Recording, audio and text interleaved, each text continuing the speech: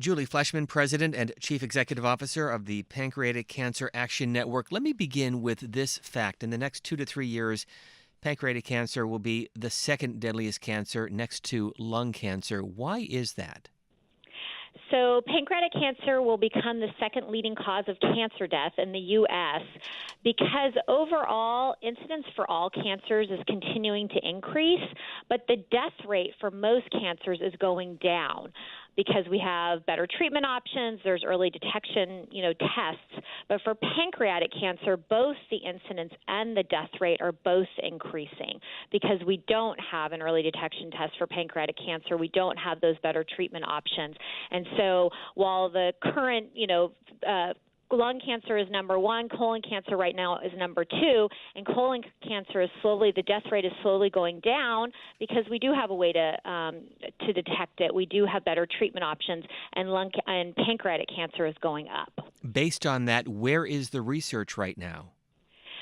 So there is a lot happening in the pancreatic cancer field, both in terms of better understanding the pancreatic cancer biology, looking into early detection strategies for the disease, and then, of course, trying to create better treatment options. These are all areas that the Pancreatic Cancer Action Network funds in terms of our research efforts, and then also why we were up on Capitol Hill yesterday advocating for increased federal dollars for pancreatic cancer research. And I read recently that diabetes may be a potential marker for pancreatic cancer. Why is that?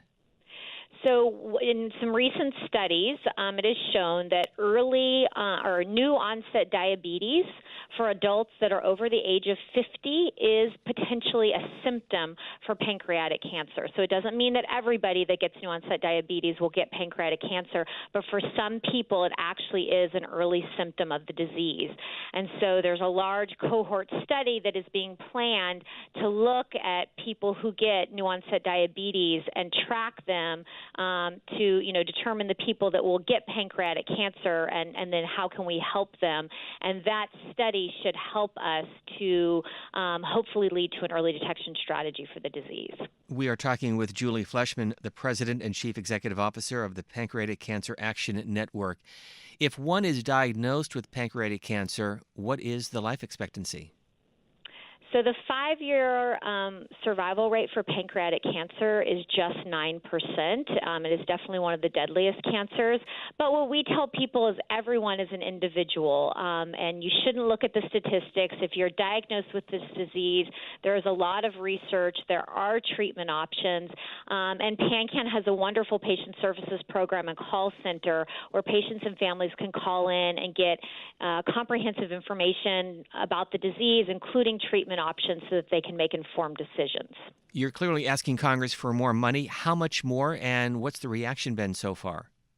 So we're up on the Hill really talking about overall appropriations for the NIH and the NCI, and then we work with the NCI to prioritize pancreatic cancer. Overall, Congress, it's a bipartisan issue. Congress supports biomedical research. So overall, the response has been very positive, and there's certainly a lot of people up on the Hill that have been impacted by pancreatic cancer. The website is pancan.org. Julie Fleshman, thank you for being with us. Thank you so much for having me.